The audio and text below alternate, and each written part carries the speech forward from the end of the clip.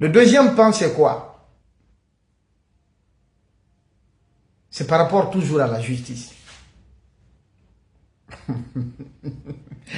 Et la Guinée. Je crois que vous avez vu le procès de Ali Ouba. Après, on dit que les décisions de justice ne doivent pas être commentées. Une décision de justice similaire à celle qui avait été rendue à Dixine contre Pendessa, notre camarade syndicaliste et journaliste, grand défenseur de la liberté de la presse. Une décision similaire qui avait été rendue contre Babila du côté du tribunal de Mafanko. Mais on parle de quelle décision maintenant là? On parle de la CRIEF. La CRIEF. Je pose des questions. Je ne sais pas si vous avez vu le dossier, le jugement de Honorable Amadou Damaro.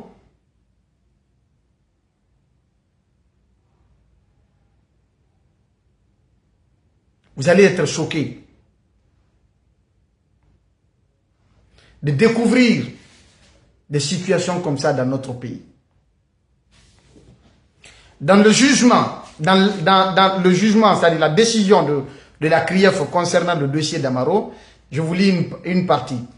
En effet, pour prétendre au paiement de ce montant, l'État guinéen argue du fait que dans l'utilisation du montant de 15 milliards de francs guinéens alloués à l'Assemblée nationale dans le cadre de la construction de son siège, Amadou Damaro Camara et consorts, notamment Michel Kamano, n'ont pu justifier la destination du montant de 12 milliards 786 472 750 francs guinéens, qui n'ont pas pu justifier la destination. Or, sur les 15 milliards, je vous avais dit qu'il y a 6 milliards qui étaient dans les comptes de l'Assemblée nationale, qui ont été décaissés après le coup d'État. Jusque-là, on ne sait pas où est parti cet argent-là. La CRIEF devrait nous aider à récupérer ces 6 milliards restants qui étaient sur le compte de l'Assemblée nationale et qui avaient été décaissés au lendemain du coup d'État. Et il a dit, or, il est constant que résultant des pièces du dossier, en l'occurrence, les chèques établis par la trésorière Aïssatou Diallo, ainsi que des déclarations de celle-ci et de Saa Tolno, directeur administratif et comptable de l'Assemblée nationale, que ni Amadou Damaro Camara, ni Michel Kamano n'ont utilisé le montant incriminé à des fins personnelles. Ce n'est pas moi qui le dis, hein, c'est le jugement. Qu'il ressort dans les pièces que ni Amadou Damaro, ni Michel Kamano n'ont utilisé le montant incriminé à des fins personnelles. Donc, ça veut dire quoi? Qu'ils n'ont pas utilisé les montants à des fins personnelles. Également, mieux, dans la décision, les faits de corruption et détournement qui sont retenus contre eux résultent de l'inobservation des règles relatives à la passation des marchés publics et celles relatives à l'exécution des dépenses d'investissement. C'est-à-dire que ce qu'on peut reprocher à Honorable Damaro et Michel Kamano, que c'est l'inobservation, donc leur manque d'observation, ou le non-respect des règles relatives à la passation des marchés publics. Il dit les premières exigent notamment la mise en concurrence, c'est-à-dire les premières violations autour desquelles la justice se prononce, c'est-à-dire que les règles exigent la mise en concurrence qui n'a pas été observée par Amadou Damaro Camara et Michel Kamano, alors que les secondes interdisent la réaffectation ou le redéploiement dont ceux-ci ont transgressé. Parlant des marchés publics, et je le dis en étant aussi spécialiste des marchés publics, qu'il n'y a pas eu de mise en concurrence, c'est-à-dire en matière de passation des marchés publics, il y a 3 procédures. La règle, selon la loi, c'est l'appel d'offres ouvert. C'est ça la règle. Il y a maintenant d'autres procédures dérogatoires, notamment l'appel d'offres restreint et le gré à gré. L'appel d'offres restreint ou le gré à gré. D'accord? L'appel d'offres restreint dit que quand un marché, par exemple, il y a un contrat, les travaux, notamment la construction du siège de l'Assemblée nationale, il n'y a qu'un nombre très limité d'entrepreneurs ou d'entreprises en République de Guinée qui peuvent réaliser de tels édifices, de tels travaux. On procède à la mise en place d'une procédure d'appel d'offres restreinte.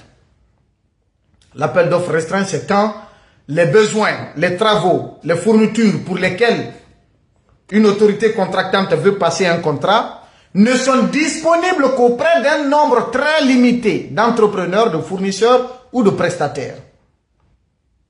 Donc, il n'y a pas eu de mise en concurrence. Et même ça, il y a une mise en concurrence parce qu'on fait appel à 3 entreprises, maximum 5, pour les mettre en concurrence. Évaluer les offres. L'État attribue le contrat toujours au moins 10 ans. Celui qui donne comment dire, le montant minimal.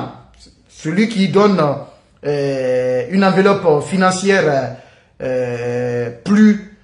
moins coûteuse, n'est-ce pas? Une enveloppe financière qui ne soit pas chère à l'État, qui ne coûte pas cher à l'État, c'est à cette entreprise-là que le marché est souvent attribué, c'est-à-dire le moins 10 ans.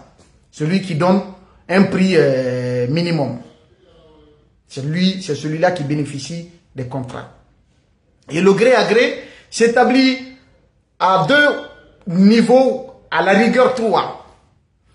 Il y a des cas d'urgence, c'est-à-dire d'abord la première règle, il y a ce qu'on appelle les besoins de défense. Quand il s'agit de commandes de munitions ou d'armement, l'État procède au gré à gré parce que c'est incompatible à la publicité. On appelle ça les besoins de défense. En dehors de cela, il y a l'urgence, c'est simple. L'urgence, c'est simple. On fait l'appel d'offres ouvert en bonne et due forme. Le délai de publicité qui est de 30 jours pour les appels d'offres nationaux est réduit à 15 jours quand il y a urgence, c'est simple, pour accélérer. À défaut, l'urgence extrême. L'urgence extrême, il y a par exemple l'ouverture des classes, je l'ai dit. Il y a une école qui est en rénovation, on ne peut pas repousser l'ouverture des classes à cause du retard dans les travaux. L'État, l'autorité contractante peut procéder à la mise en place d'un contrat de gré à gré pour faire face à la situation. Également, urgence impérieuse. Donc, des cas de force majeure, un pont a cédé quelque part, il faut rénover, il faut rétablir la circulation, on procède au gré à gré. Donc, on dit que c'est la règle qui n'a pas été l'absence, justement, l'inobservation, n'est-ce pas, des règles de procédure de passation des marchés publics. Dès lors, avec l'absence de preuves relatives à l'utilisation par Amadou Damaro Camara et Michel Kamano, le montant incriminé à des fins personnelles, il convient de débouter l'État guinéen de cette demande comme non fondée. Donc, que l'argent, les 15 milliards reprochés à Damaro, selon ce document-là, n'ont jamais été détournés à des fins personnelles.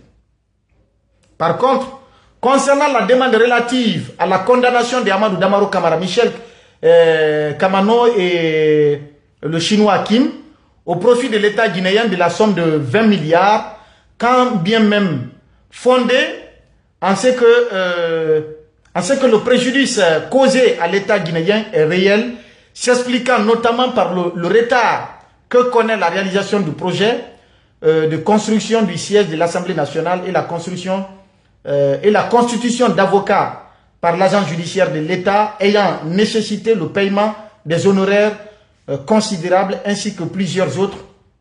Voilà. Ainsi que plusieurs autres. Je ne vais pas rentrer dans tous ces détails-là. C'est le document qui dit. Ça, c'est de passage. Et c'est lui qui est condamné. La justice l'a condamné, oui. On est pour la justice. Sauf qu'on dit qu'il n'a pas détourné, mais il est condamné.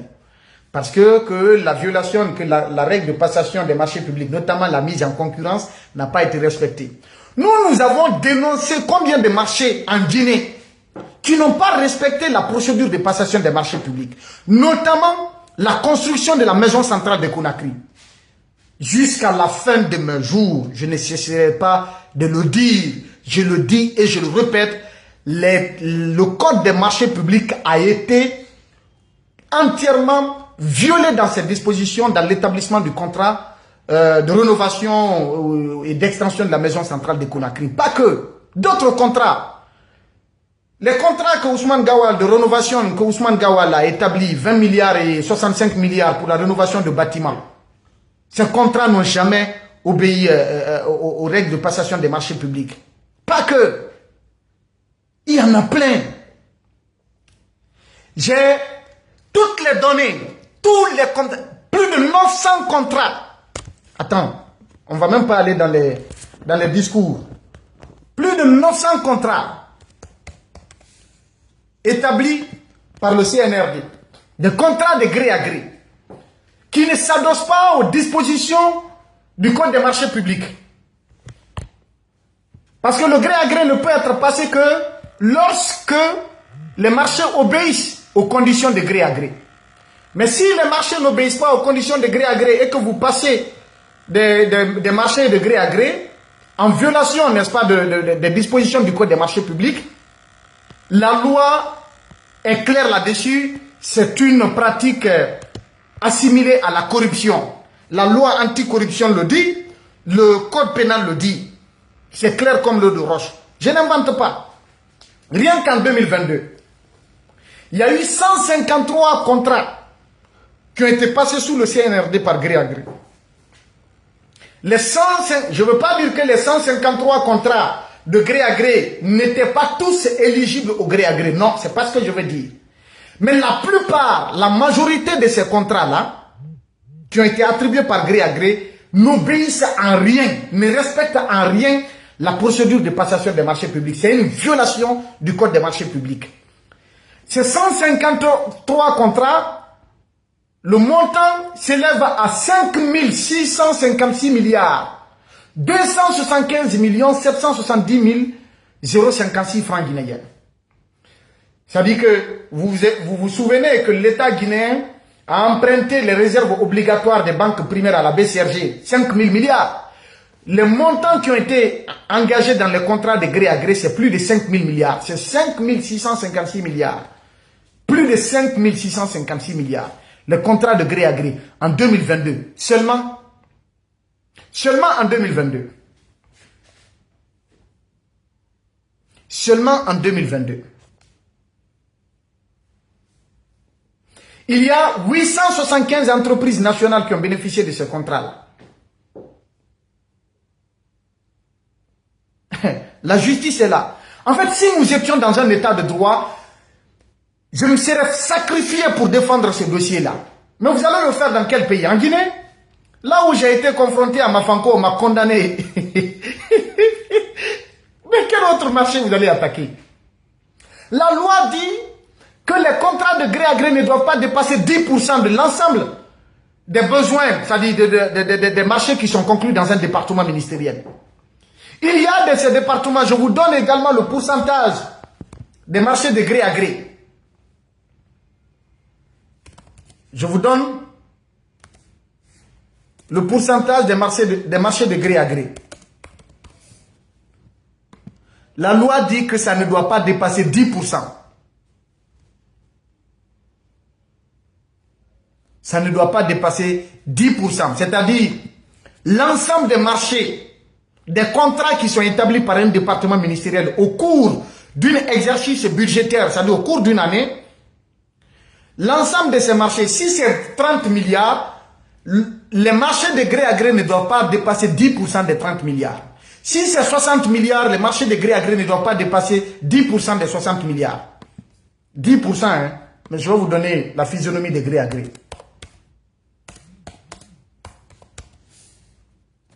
Vous allez comprendre dans quelle situation notre pays se trouve aujourd'hui. Au ministère de l'Agriculture, en 2022, ils ont dépassé les 10%. Ils étaient à 11%. Soit 351 milliards, plus de 351 milliards pour 75 marchés. Au ministère de la Défense, c'est 78%. Au lieu de 10%, c'est 78% de gré à gré. Pour 489 milliards. 24 marchés. Pour le ministère de l'Énergie, 13%. On a dépassé les 10%. Pour un montant de 836 milliards de francs guinéens. Pour le ministère de l'économie et des finances, 43% de gré à gré. Pour un montant de 991 milliards de francs guinéens. Pour le ministère de l'enseignement préuniversitaire, 42% de gré à gré. Pour 132 milliards. L'enseignement technique était à 8%. Donc en deçà, c'est l'enseignement technique qui a respecté la procédure. Ou le pourcentage, les 10% que la loi fait mention, dont la loi mentionne. Au ministère des Infrastructures, 57% des marchés ont été donnés par gré à gré, soit 5 878 milliards de francs guinéens. Au ministère de la Santé, 52%. Au ministère de la Sécurité, 100%. C'est-à-dire, tous les marchés du ministère de la Sécurité ont été attribués par gré à gré. 100% des marchés. 14 marchés pour 230 milliards de francs guinéens. Enseignement supérieur, on était en deçà, 4% de gré à gré. Le ministère de l'Habitat, 26%. Le ministère de la Promotion féminine, 48%. Le ministère de l'Information, 6%. Dans la norme, il n'y a que 3 ou 4 départements qui sont dans la norme.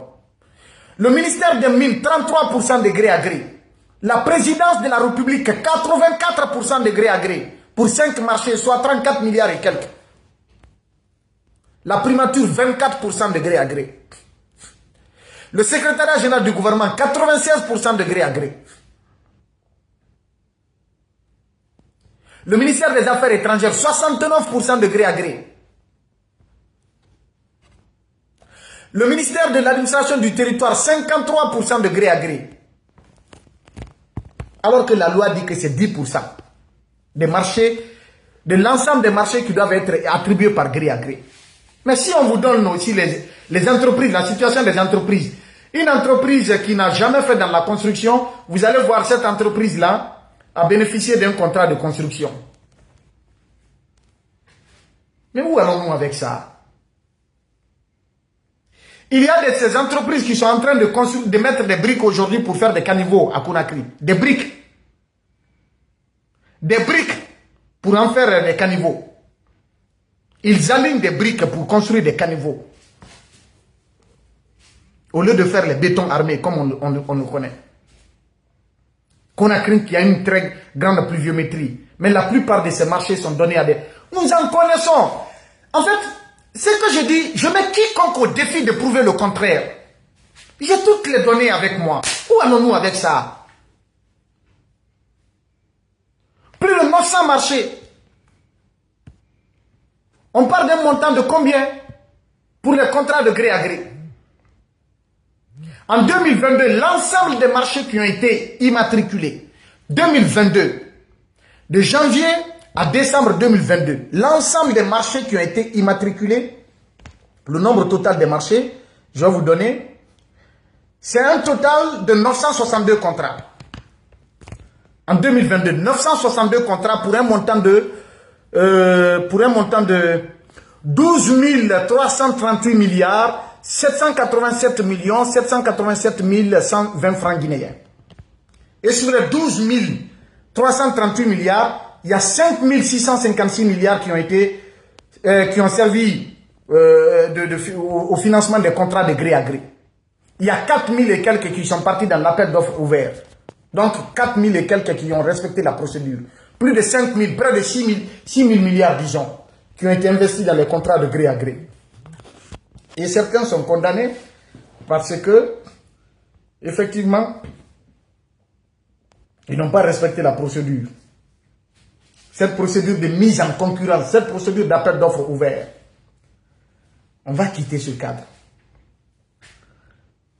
L'autre, Dr Ghané, en fait, nous avons défendu des dossiers pour lesquels nous avons demandé à ce que justice soit faite. Oui, il y a eu des dossiers de corruption, de présumée corruption que nous avons dénoncés. C'était à la justice d'établir la culpabilité ou non de ces présumés accusés. La loi anticorruption, en son article 63, nous confère le pouvoir de dénoncer en tant que lanceur d'alerte, en tant que journaliste d'investigation. Et on est protégé. Malgré ça, on se fait condamner. On dit qu'aucun journaliste d'investigation qui fait des révélations sur la foi des preuves ou d'indices concordants ne doit faire l'objet ni de poursuites ni d'arrestations. Et son média ne doit pas faire l'objet d'interdiction. Nous, on a été condamnés, notre média a été interdit. Nous aussi, on a été interdit d'exercer notre métier. Qu'on est dans un état de droit. Docteur Ghané, ministre de la Défense, condamné, oui. D'accord. Moi, je ne défends pas ces gens-là. Hein, sur le Saint-Coran. Par Allah. Astaghfirullah, astaghfirullah. Par Allah, je ne défends. C'est-à-dire, je ne dois pas jurer sur le Coran. Je jure par Allah. Je ne défends personne de ces gens-là. Mais nous sommes pour la justice, pour la légalité. Ou vous pouvez condamner un docteur Ghané, laissez les intendants qui sont signataires sur le budget de l'armée. Les intendants. Ibrahim Khalil Kouyaté. Et l'autre Condé, qui Condé. Et Gassim Traoré, je crois qu'il est là-bas maintenant. On va condamner le ministre de la Défense. L'ancien chef d'état-major, Namori Traoré, n'a jamais fait face à la justice. Ce sont eux qui connaissent l'effectif des militaires. Ce sont eux qui connaissent, qui donnent les dépenses de l'armée. C'est comme Idi Amin aujourd'hui. Quel que soit ce qu'on peut lui reprocher. Moi, personnellement, je ne peux pas l'accuser directement sur l'utilisation des montants qui sont accordés au ministère de la Défense. Je ne peux pas. Bien qu'il soit ministre de la Défense. Parce que le ministère de la Défense, ça sert, le budget du ministère de la Défense, ça sert l'armée directement. Et qui sont ceux qui gèrent le budget de l'armée? Ce sont les chefs d'état-major. Djane, poursuivi, condamné. Mais Namori Traoré n'a jamais fait face à la justice. Et ce sont eux et les intendants qui signent. Les intendants de l'armée. Tout le monde connaît, c'est des manias aujourd'hui. Ils sont propriétaires de combien d'immeubles à travers le pays. Nous connaissons. Et j'en connais même. Même un seul mois suffit à l'intendance de l'armée pour être à l'abri du besoin pour le restant de ta vie. Aucun de ces intendants-là n'a été interpellé par la justice. Ghané pouvait être condamné, oui, mais est-ce qu'il devrait être condamné seul? Sans qu'on ne fasse appel à ses co-signataires, à ses co-dépensiers, à ses collaborateurs avec lesquels il gérait ces dépenses-là, ou le budget de la défense. Il y a ces intendants ne sont jamais inquiétés. Et ce sont eux qui sont qui ont la main dans la pâte encore, qui sont aux manœuvres encore, qui sont là en train de gérer. Ils sont là-bas. Ils sont des multimilliardaires. Ils ne sont jamais inquiétés.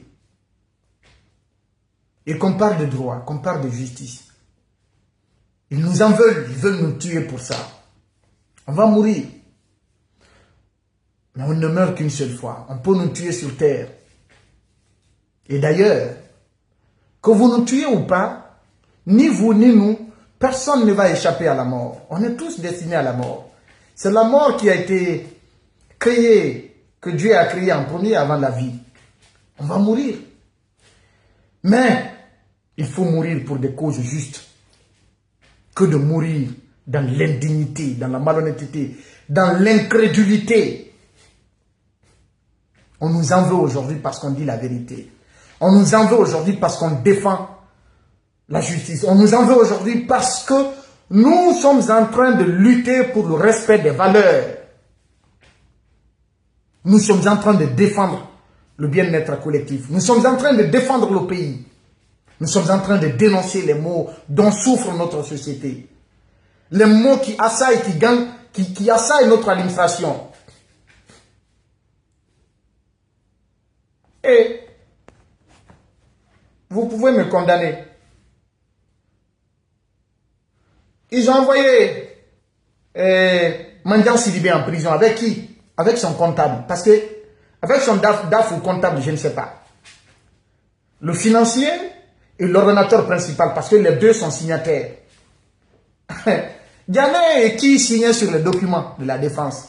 Où sont-ils? Qui faisait parvenir les dépenses pour que le ministre, pour soumettre au ministre afin que ce soit signé et que le décaissement soit demandé? Qui le faisait? Ils ne sont jamais inquiétés. Regardez. Ça, c'est un caniveau qui est en construction à Conakry. Caniveau en briques. Caniveau en briques. C'est ce qui est en construction à Conakry. caniveau en briques. Des entreprises qui n'ont aucune qualification, aucun équipement, aucun personnel, qui sont montées de toutes pièces, qui ont été créées.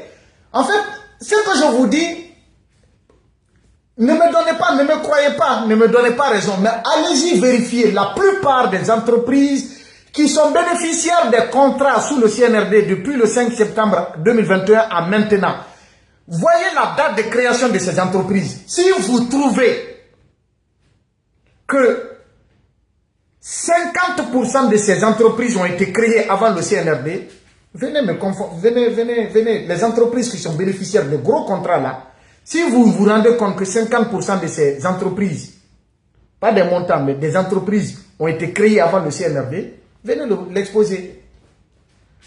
Quand je prends un contrat ici, je cherche l'entreprise, soit que ça n'existe pas, ou si ça existe, ça a été créé en 2022 ou en 2023, ou encore en 2024. Des entreprises qui ont bénéficié de plus de 100 milliards de francs guinéens, de plus de 200 milliards de francs guinéens en 2022, mais les entreprises là ont été créées en 2023. On a vu tout ça là sous cette transition. Ça existe. Moi, j'ai des données de 2022 et de 2023. Tout est disponible.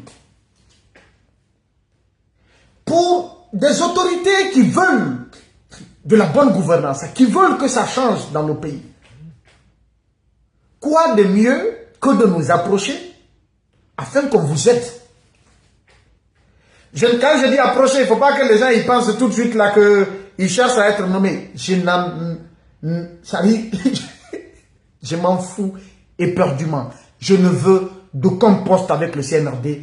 Et même si on m'offre la primature sous le CNRD, Wallah, billahi, ta'ala, je n'en veux pas. Mais je veux que ça aille dans l'intérêt supérieur de la nation. Si c'est pour servir l'intérêt de la nation en fournissant des éléments d'information, même si on ne me paye pas, qu'on ne me paye rien, qu'on me mette à contribution pour traquer les fossoyeurs des ressources publiques, les corrompus, les gangsters qui sont en train de détourner l'argent public, moi ça me suffit. Ça me suffit largement que le peuple soit servi. Que l'argent du contribuable guinéen aille dans le bon sens, soit servi pour de bonnes causes. Mais que ce ne soit pas des individus, un groupe d'individus qui s'accaparent de ces montants-là pour aller s'offrir des vies paradisiaques. Non, on va dénoncer. On va continuer à dénoncer. Peut-être nous allons mourir. Ils vont nous tuer, on ne sait pas. Mais Dieu l'éternel des cieux est notre gardien. C'est à lui que nous nous sommes confiés en faisant ce travail. Sinon, on pouvait renoncer. Faire le malhonnête comme beaucoup d'autres. Fermer les yeux comme on nous le demande. Fermer la bouche. Manger pour toi et partir. On me donne des milliards, je vais empocher, je prends ma famille, je vais m'installer dans le pays où je veux. Je commence à mettre en place un business en Guinée. Je crée une entreprise. Je commence à courir derrière mes relations pour avoir des contrats malhonnêtement. Que ce soit bien exécuté ou pas, je peux prendre l'argent et puis on se distribue l'argent, c'est fini. On pouvait le faire. Mais on ne peut pas le faire.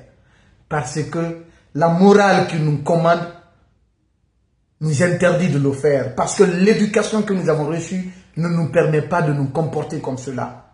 Parce que nous avons peur de Dieu, parce que nous savons que nous allons un jour rendre compte à l'Éternel des cieux. Parce que nous savons que nous allons léguer également un héritage à nos progénitures. Parce que nous savons que le bien mal acquis ne profite à personne. Parce que nous savons qu'avant nous, avant eux qui sont en train de profiter aujourd'hui, il y en a qui se sont servis malhonnêtement des ressources publiques, mais dont on ignore aujourd'hui l'histoire, c'est-à-dire dont les progénitures sont devenus des moins que rien aujourd'hui dans la nature. Certains sont devenus, je ne sais pas, des farfelus. Ils ne servent à rien. Il y en a même qui cherchent aujourd'hui à se nourrir en demandant de l'aide à des bonnes personnes. Alors qu'ils étaient hier des enfants de milliardaires, des enfants de ministres ou de présidents. On doit penser à tout cela. On est pour la Guinée. Moi, je ne suis contre personne. Et d'ailleurs, en fait, pourquoi être contre quelqu'un? Ça sert à quoi? Donc, revoyez les choses. Revoyez les choses. Il y a une autre information. Cette nuit, que vous n'avez pas, je vais vous donner ce scoop. Cette exclusivité. Aboubakar Diakité Toumba va quitter Conakry cette nuit pour, je ne vais pas donner le nom du pays, pour un traitement. Toumba Diakité est souffrant selon les informations, mais je suis certain là-dessus, avec des preuves. Toumba Diakité est souffrant, il doit suivre un traitement dans un pays africain. Il va être évacué cette nuit, mais quand je dis il est souffrant, pas au point que vous allez imaginer comme s'il est alité, non. Depuis très longtemps, ses avocats demandaient, avant même la tenue du procès, ses avocats parlaient qu'il était malade, et aujourd'hui on lui a permis d'être évacué. Et si on permettait aux autres malades également d'aller se faire soigner? Les autres malades qui sont devant la justice, qui peinent, malgré les décisions de justice en leur faveur, qui demandent à ce qu'ils aillent se faire soigner, on ne les accorde pas cela. Toumbarek, lui, aujourd'hui, il a bénéficié, et j'apprends des mêmes informations que les plus hautes autorités de Conakry ont donné, que ce sont elles qui ont donné leur feu vert à ce qu'il soit évacué pour suivre un traitement. Il va quitter Conakry cette nuit. Il est tard chez nous, hein, mais je crois qu'il doit être 23 h comme ça à Conakry.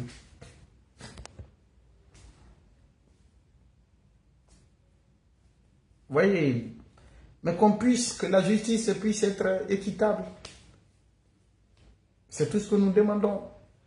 Que quand Babila est fautif, que Babila subisse les rigueurs de la loi. Quand Y est fautif, que Y subisse les rigueurs de la loi. Mais qu'on ne fasse pas de la justice un instrument qui sélectionne ses proies et ses vainqueurs. Qu'on ne fasse pas de la justice un moyen pour régler des comptes. Qu'on ne se serve pas de la justice pour reprimer, pour fermer le bec à des honnêtes citoyens, pour reprimer ses opposants, pour reprimer les personnes qui ne partagent pas les mêmes convictions que vous, les mêmes valeurs que vous. On ne peut pas construire une société de paix, une société harmonieuse, une société juste dans des pratiques comme cela. Ce n'est pas honorable pour notre pays. Prenons conscience, s'il vous plaît, chère autorité.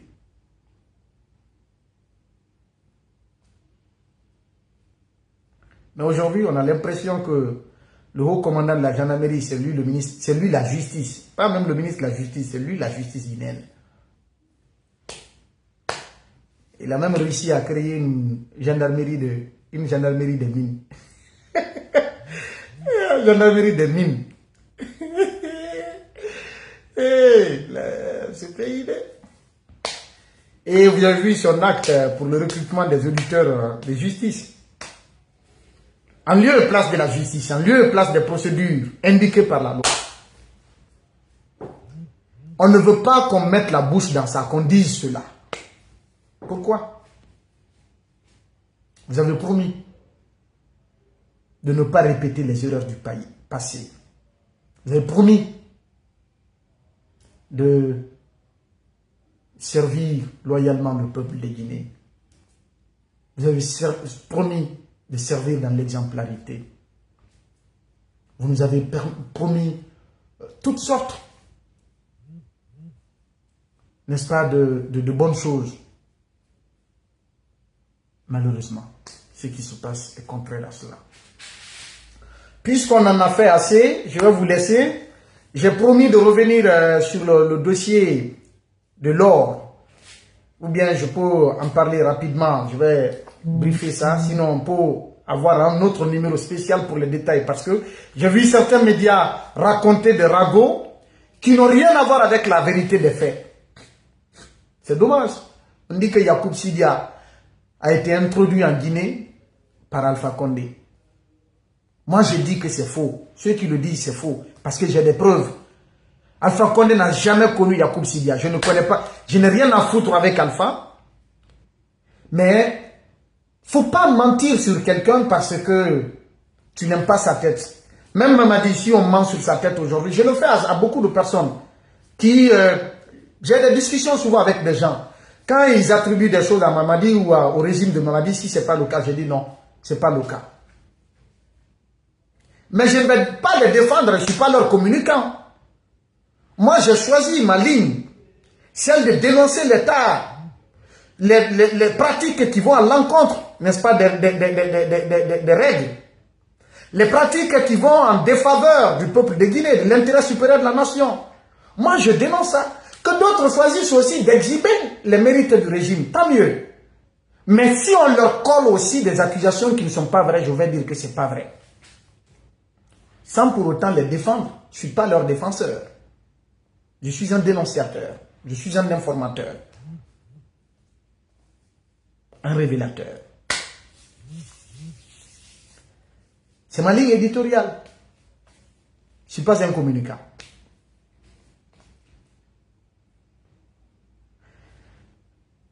Donc l'histoire d'or, pour ceux qui ne le savent pas, je vais vous expliquer très succinctement pour que vous compreniez. La personne qui a fait venir Yacoub Sidia, qui a introduit Yacoub Sidia en Guinée, le Mauritanien Yacoub Sidia, qui est inquiété aujourd'hui dans cette affaire d'or, je connais la personne. Dans le cadre de cette enquête, j'ai échangé avec cette personne. Yacoub Sidia a eu son premier contrat avec la BCRG en mai 2014. Si je ne me trompe pas, le 15 mai. Je vais sortir la date. Mais le contrat qu'il y avait, d'abord, je vais vous dire, Yacoub Sidia, c'est un entrepreneur mauritanien qui est né le 29 décembre 1978 en Mauritanie. Il est très jeune, il a été aux États-Unis pour poursuivre ses études. Et après ses études, il est revenu en Mauritanie. Et sa maman était une personnalité très très influente en Mauritanie. Et donc, sa maman était une femme d'affaires qu'on appelle Ramla Sid Ahmed, et qui avait des affaires qui étaient très très introduites, en tout cas dans les palais des présidents africains à l'époque. Et quand Yacoub Sidia est revenu en Mauritanie, il s'est activé dans la vente de peintures, notamment au Sénégal, et l'exploitation d'un cybercafé en Mauritanie. Mais derrière ça, il y a d'autres activités qui avaient été découvertes après.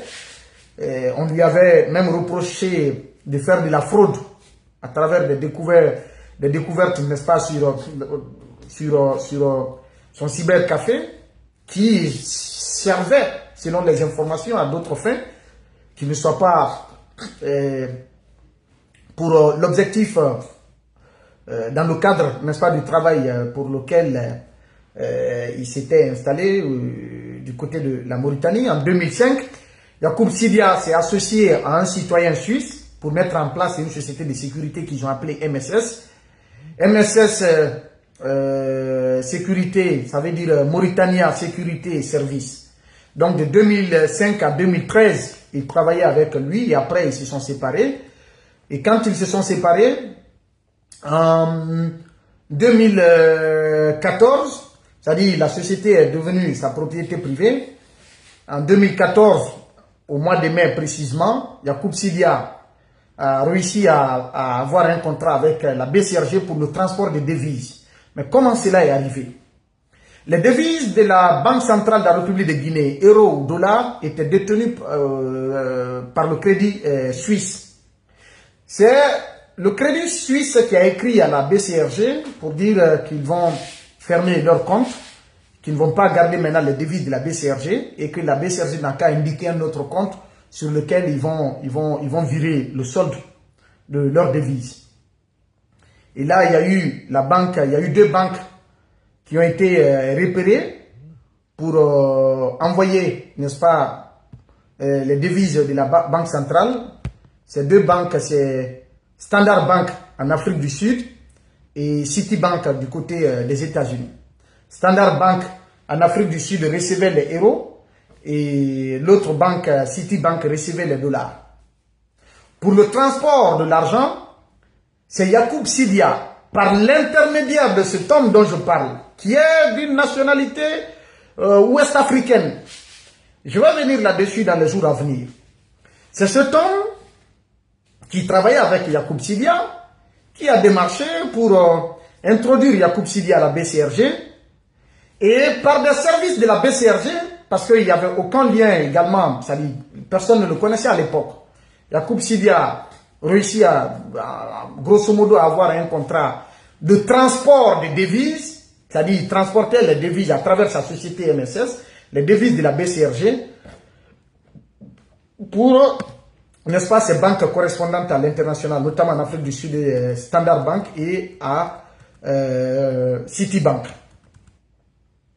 MSS Guinée, ils ont créé MSS Guinée en 2013, au mois de mars 2013, chez Maître Fatoumata Yansane. Et le gérant de la société en Guinée, MSS Guinée, c'est un certain Amadou Djoum. Amadou Djoum avait été, selon les informations, recommandé à Yacoub Sidia par l'ancien ministre des Mines, Mahmoud Cham, qui a été condamné aux États-Unis. Il y a beaucoup de choses. Et on ne va pas aller dans tous ces détails. Bref, quand le contrat a été signé avec MSS au mois de mai, je crois que c'était le 15 mai. Le 15 mai, si je ne me trompe, attendez, je vais chercher la date. Le contrat a été signé avec MSS pour le transport des devises. Et au mois de juin 2014, c'était le 15 mai 2014. Le 26 juin 2014, le premier transport de devises a eu lieu. C'est-à-dire MSS a pris la première quantité de devises de la BCRG en direction de ses banques correspondantes. Vous allez vous rappeler, au mois d'août, le 8 août 2014, il y a une quantité de devises qui avait été saisie à l'aéroport de Dakar. Il y a eu des communications, des articles existent là-dessus. France 24, RTG, RFI, il y a plein d'articles là-dessus parce qu'on disait que c'était du détournement. On a accusé même, je crois, Alpha Condé à l'époque dans cette affaire, alors que ça n'avait rien à voir. C'était l'argent de la BCRG qui devrait être transporté en direction de son compte en devise dans sa banque correspondante à l'international. Il y a eu, entre le 12 et le 16 décembre 2014, il y a eu 65 millions de dollars qui avaient été transportés par MSS. Et après, il y a eu 16 millions de dollars qui avaient été, comment dirais-je, sur les 65. Qu'est-ce que Yacoub Sidia faisait? L'argent de la BCRG, selon les informations, qui partait en direction de ces banques correspondantes, il ne versait pas, c'est-à-dire qu'il ne faisait pas encaisser cet argent dans sa totalité. Donc, Yacoub Sidia se serait servi de ce montant pour mettre en place une autre société qu'on appelle Phoenix. Phoenix c'est-à-dire le million de dollars qui quitte Conakry, était renvoyé au Mali, au Burkina, en Mauritanie, en Guinée pour acheter de l'or au compte de Phoenix. Puisqu'il n'avait pas de capitaux pour exercer, n'est-ce pas, le commerce de l'or. Donc l'argent, puisqu'il a maintenant un magot sous la main, c'est-à-dire il transporte des millions de dollars en direction et d'euros en direction des banques de la BCRG, au lieu d'aller encaisser l'argent, il se servait, selon les informations, qu'il se servirait de ces montants-là pour faire tourner son business, c'est-à-dire mettre en place un business d'achat et de vente d'or. C'est ainsi qu'il s'est rencontré avec Tidiane Koïta et tout, donc on ne va pas rentrer dans tout ça. Yacoub Sidia qui transportait des devises pour la BCRG, il est arrivé vers 2017 qu'il y a 21 millions de dollars qui manquaient à l'appel. Cela avait été constaté par l'auditeur externe de la BCRG qu'on appelle KPMG.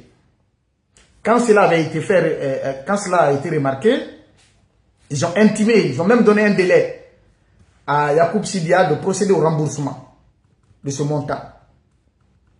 Parce que le montant qu'il prenait à Conakry pouvait faire 4 à 6 mois sans être encaissé dans les banques correspondantes. Après les investigations, comme je l'ai dit, on s'est rendu compte que ce montant-là été partagé entre Bamako et Conakry pour acheter de l'or au compte de la société Phoenix, qui appartient également à Yacoub Sidia, qui est le propriétaire de MSS. MSS qui a le contrat avec la BCRG pour le transport de devises, pas d'or, devises, seulement, exclusivement. La société Phoenix à Dubaï et à Conakry ont été créées environ un an après le début des transactions, c'est-à-dire du contrat avec la BCRG. Au moment où la BCRG s'interrogeait sur la destination de ces montants, MSS de Yacoub Sidia disait il y avait des problèmes d'encaissement, il y avait des enquêtes au niveau de la bourse de Dubaï par rapport à l'origine des fonds, etc. C'est ce qui retarde l'encaissement des montants. Mais après, tout cela s'est avéré, toutes ces informations se sont avérées fausses. Et il y a des documents. Tout ce que j'ai dit, j'ai des documentations obtenues du côté de Dubaï.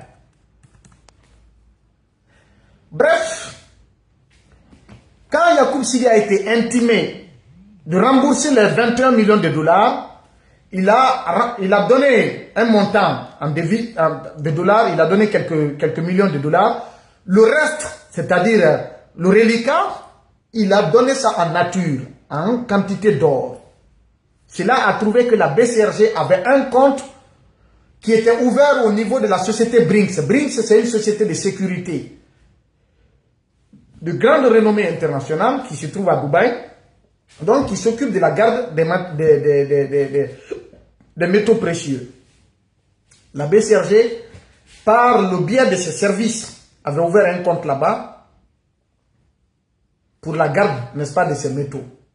Donc, Yacoub Sidia, la quantité d'or qu'il a donnée pour compenser l'argent de la BCRG a été stockée là. Entre-temps, la BCRG achetait de l'or avec Tidjane Koïta. Tidjane Koïta, la BCRG a demandé, ils n'ont pas besoin de rapatrier l'or fini, l'or fin à Conakry, à la BCRG. Donc, Tidjane n'a qu'à envoyer directement l'or à Dubaï auprès de la société Brinks et que Brinks adresse une correspondance à la BCRG pour dire qu'on a reçu tel montant, telle quantité d'or, plutôt, telle quantité d'or de la société Sozine de Tidjane Koïta pour le compte de la BCRG. Dès que cela est certifié, la BCRG procédait au paiement de Tidjane Koïta. Mais qu'est-ce qui s'est passé? Pour que l'or quitte Conakry, la BCRG donnait un document à Dubaï, à Tidjane Koïta, qui lui permettait de transporter. Sauf que très malheureusement, à l'aéroport, les documents qui étaient établis, ça aussi j'ai de la documentation, preuve à l'appui. La documentation qui arrivait qu'on délivrait à l'aéroport, la destination de l'or, au lieu que ce soit Brinks, c'était au compte de la société Phoenix de Yacoub Sidia. Donc, ils sont allés jusqu'à 815 kg d'or, l'achat de 815 kg d'or qui était détenu à Dubaï. Pour la BCRG, ces 815 kg d'or étaient détenus à Brinks. Parce que chaque mois, Brinks envoyait des relevés. Entre-temps, le même Yacoub Sidia a démarché auprès de la BCRG de lui donner le contrat de placement de cette quantité d'or avec moyennant une rémunération. En même temps, Afinor, qui avait déjà 3 tonnes d'or du côté de l'Europe, avait demandé également le placement de 815 kg. Yacoub Sidia, qui n'avait aucun lien, comme certains le disent, aucun lien, ni avec Alpha, aucun lien avec le gouverneur Nabé. D'ailleurs, je vais revenir sur ce dossier-là. Parce que toute la documentation, le peuple de Guinée mérite d'être édifié là-dessus. Cette documentation, nous allons l'exhiber au moment venu. Yacoub Sidia, qui démarchait pour avoir le placement de l'or de la BCRG, il n'a pas eu ça. Entre-temps, les discussions étaient en cours. Il y a même eu des missions de la BCRG qui ont séjourné, c'est-à-dire des cadres de la BCRG qui ont séjourné à Dubaï pour aller visiter une société de raffinage d'or. Cette société est le nom, je dois avoir le nom ici. Je vais donner le nom de cette société. Je l'ai quelque part. C'est pourquoi j'ai dit, je suis en train de faire un résumé de l'enquête. Je n'ai pas fini, mais je vous communiquerai tout ça au moment venu. Je ferai un article, un grand dossier là-dessus. Les cadres ont été visités cette société. Entre-temps, le coup d'État est intervenu. Toutes les discussions se sont estompées. Les responsables de la BCRG ont demandé l'arrêt de toute discussion autour. Tout était arrêté. Donc, jusqu'au coup d'État du 5 septembre, la quantité d'or de la BCRG qu'il y avait à Dubaï, c'était 815 kg.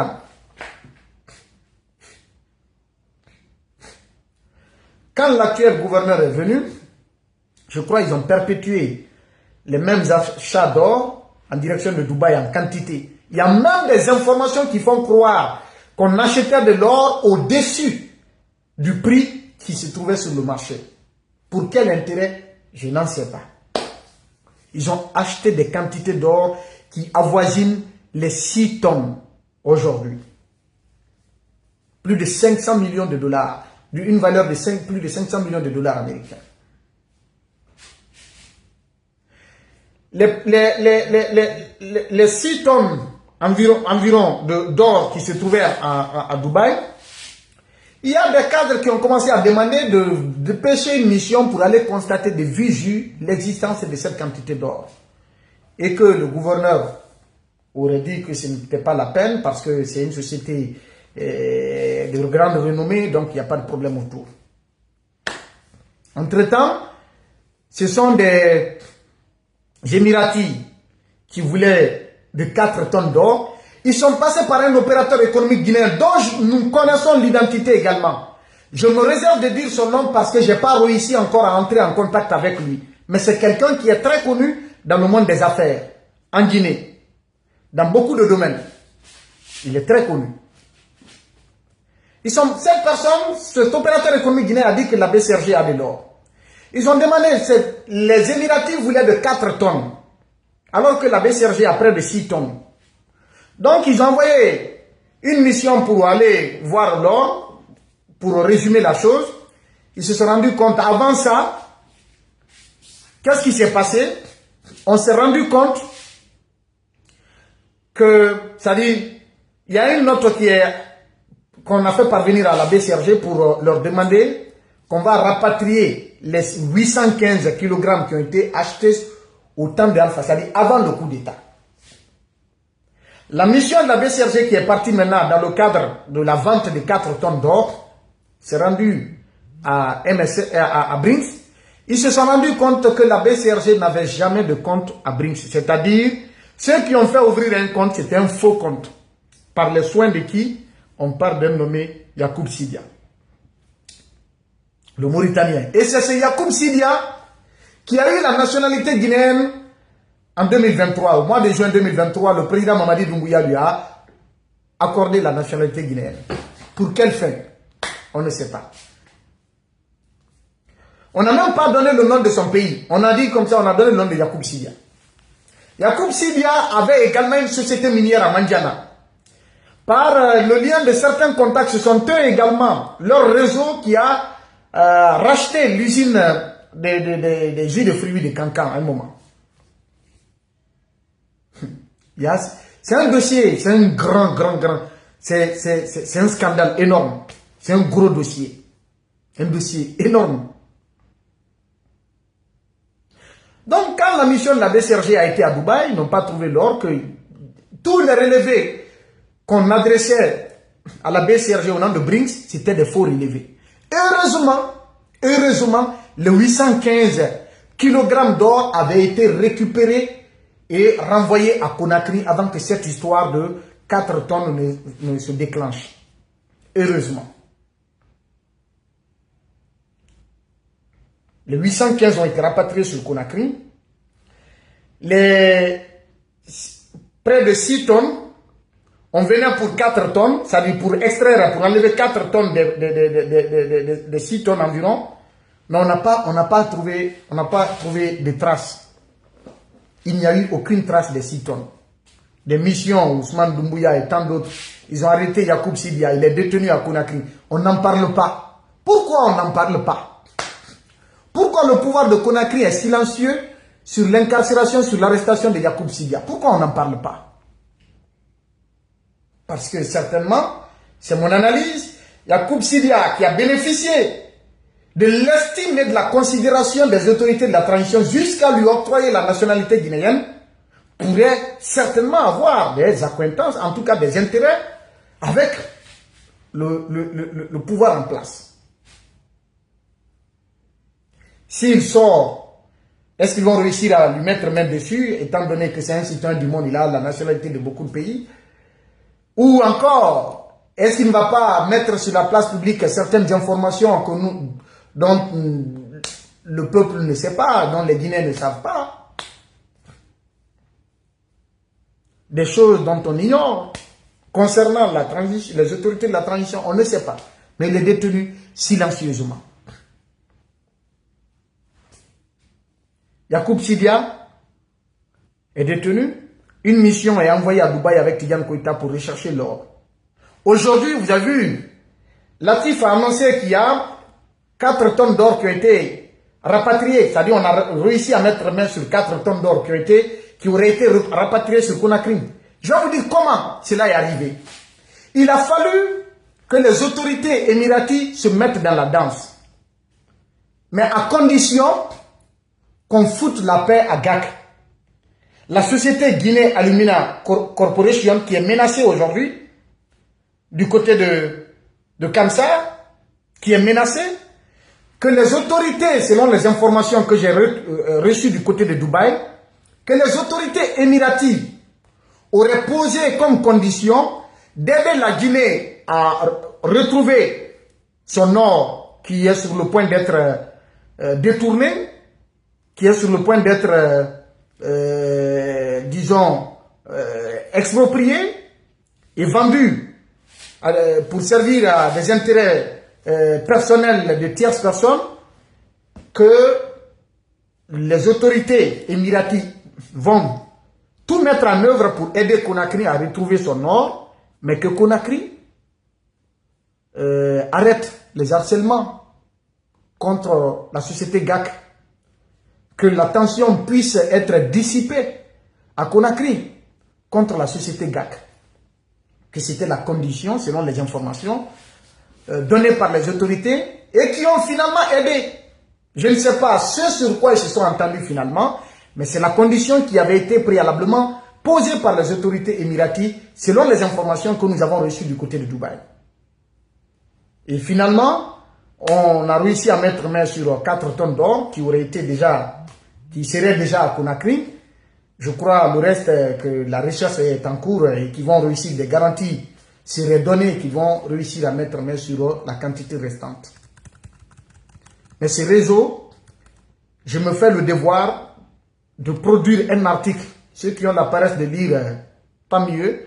Je vais produire un article grand format pour vous relater, n'est-ce pas, l'historique des choses jusqu'à maintenant. Je vais tout relater dedans. Je suis là-dessus et je suis en déplacement. J'étais en déplacement récemment. Donc, c'est hier que j'ai pris le vol pour arriver à destination aujourd'hui. Et donc, je vais quand même produire cet article-là pour vous. Nous allons terminer sur une information. La situation de la société Al-Bayrak Transport.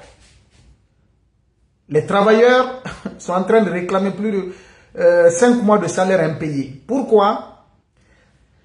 Jusqu'au dernier moment, c'est-à-dire jusqu'au moment où j'avais la dernière information concernant cette société, le ministère des Transports de Ousmane Gawal devait des arriérés impayés de 30 milliards de francs guinéens à la société Al-Bayrak Transport. 30 milliards de francs guinéens d'arriérés. Des subventions que l'État accorde à Al-Bayrak Transport pour l'entretien des bus, etc., etc., la subvention des transports, etc. Le carburant, tout ça là, tout ça entre en compte. 30 milliards. Je ne sais pas, à date, je vais actualiser mes informations. Si ils ont réussi à payer quelque chose de 30 milliards ou pas. Mais jusqu'à la dernière information qui m'a été donnée, c'est-à-dire la dernière fois que je me suis renseigné sur le dossier, l'État guinéen, à travers le ministère des Transports de Ousmane Gawal, devait 30 milliards à la société Al-Bayrak. Vous voulez qu'on termine sur ça ou bien je donne une autre information?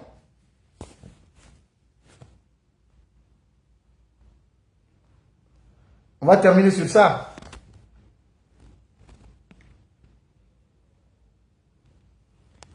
D'accord. On va terminer sur ça. Sinon, il y a d'autres informations. On va revenir. Dans les prochains jours, ce sera le ministère des Affaires étrangères de Maurice Sanda. Notamment la construction de l'ambassade de Guinée en Afrique du Sud.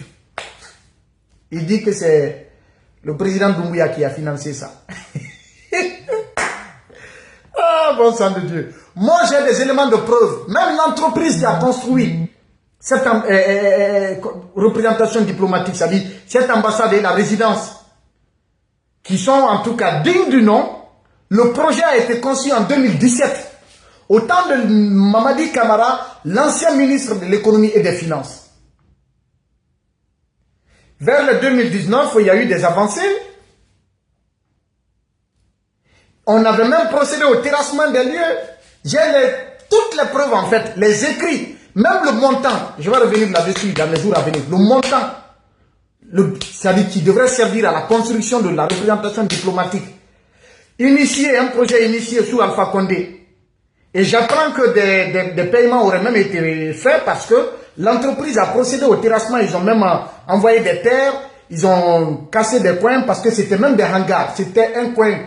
Non mais vous ne pouvez pas imaginer qu'on entende aujourd'hui que c'est le président Doumbouya qui a financé ça. Je vais venir avec des preuves. Je viendrai avec des preuves. Merci à chacun et à tous.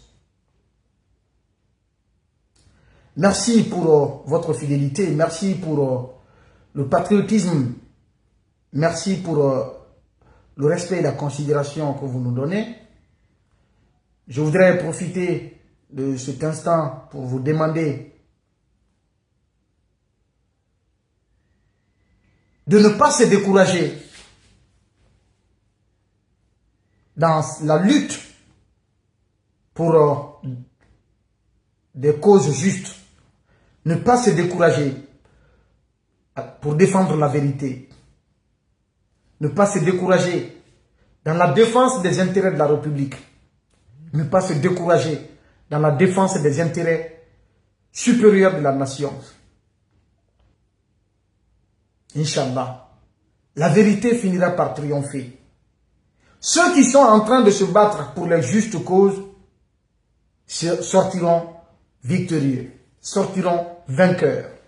Inch'Allah. À mes camarades jeunes, ça me désole de voir l'attitude de certains jeunes aujourd'hui. Des jeunes Guinéens. Que la jeunesse est l'avenir de notre pays. Mais une jeunesse qui est consciente de sa responsabilité. Une jeunesse formée. Une jeunesse ambitieuse. Une jeunesse qui aime sa patrie. Une jeunesse qui est l'incarnation des valeurs cardinales. Mais une jeunesse dépourvue. Une jeunesse manipulée. Une jeunesse inconsciente.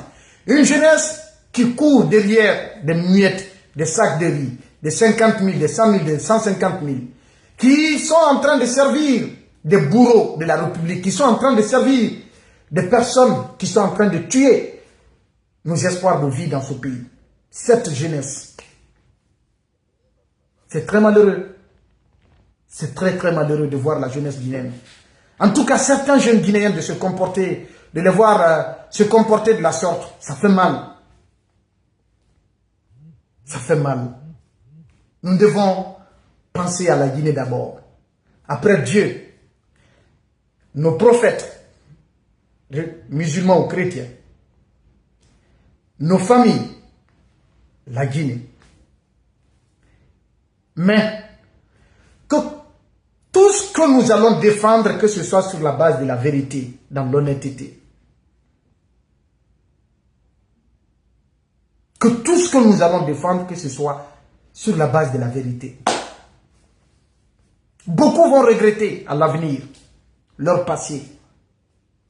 On est dans une parenthèse sombre qui va se refermer un jour ou l'autre. Mais cette transition du CNRD nous aura permis, en tout cas, aura permis à chaque Guinéen de connaître qui est qui. De connaître nos propres parents, les membres de nos familles, qui sont pour nous, qui ne sont pas pour nous. De connaître nos amis, de connaître ceux qui aiment ce pays-là. De connaître les honnêtes citoyens. Et de connaître, de les distinguer des malhonnêtes, des fripouilles, des cupides, des arrivistes. Chacun est connu désormais. Mais le mieux serait d'être du bon côté de l'histoire. Soyons du bon côté de l'histoire. Sans le combat de nos dévanciers, de la manière la jeunesse guinéenne se plaît dans la malhonnêteté aujourd'hui, si les pères de l'indépendance avaient fait la même chose, la Guinée ne serait pas indépendante aujourd'hui. Si la peur qui nous habite aujourd'hui, à dire il faut se taire, il faut sauvegarder ses propres intérêts, si cette peur avait habité nos dévanciers, ils n'allaient jamais lutter contre les colons pour nous rendre notre souveraineté. La malhonnêteté dans laquelle nous baignons aujourd'hui, nous sommes en train en fait, on se plaît dans ça aujourd'hui, quoi, en fait. On s'est habillé dans ça. Les jeunes Guinéens, dans la majorité aujourd'hui, sont vêtus, n'est-ce pas, d'un complet qui s'appelle malhonnêteté. Malhonnêteté et cupidité. Une chemise de malhonnêteté, un pantalon de cupidité. Et une bouche qui ne prononce, n'est-ce pas, que une bouche qui est devenue, je ne sais pas comment il faut qualifier cela, mais qui ne prononce rien de bon, rien de vrai. C'est des paroles élogieuses, des mensonges, juste pour nourrir le gros ventre rempli de haram. Qu'on est jeune. Et que il faut compter sur cette jeunesse-là. On dit, la promotion des jeunes. La jeunesse, ce n'est pas une bénédiction. La vieillesse n'est pas non plus une malédiction. C'est la morale qu'il faut incarner. C'est la vertu qui est importante. C'est l'exemplarité, en fait, qui profite. Si vous êtes jeune et que vous n'êtes pas exemplaire, vous êtes jeune, vous n'êtes pas honnête, vous êtes jeune, vous n'êtes pas véridique, vous êtes jeune. Vous n'avez pas de conviction, vous êtes jeune, vous n'avez pas de morale. Il ne sert à rien d'être jeune pour vous. Un vieux honnête, un vieux capable, un vieux véridique est mieux qu'un jeune malhonnête. Un jeune honnête, un jeune véridique, un jeune patriote est mieux aussi qu'un vieux malhonnête et corrompu. À chacun de procéder à une auto-évaluation. Chacun se connaît. Comme Dieu nous connaît tous, chacun de nous aussi se connaît. Ce que nous faisons, seuls ou devant les gens, partout où nous sommes, Dieu, il est témoin de tout. Il scrute tout à la seconde près. Chacun aura son compte. Je ne veux pas dire de nom, mais certains dignitaires par le passé, on n'a pas connu l'époque de Sékou, mais de Conté, oui. De Dadis, oui. De Sekouba, oui. De Alpha Condé, oui. Jusqu'à maintenant. Ce que d'autres ont subi hier, certains vont subir ça demain. Ce que certains acteurs d'hier ont subi, des acteurs d'aujourd'hui vont subir ça demain.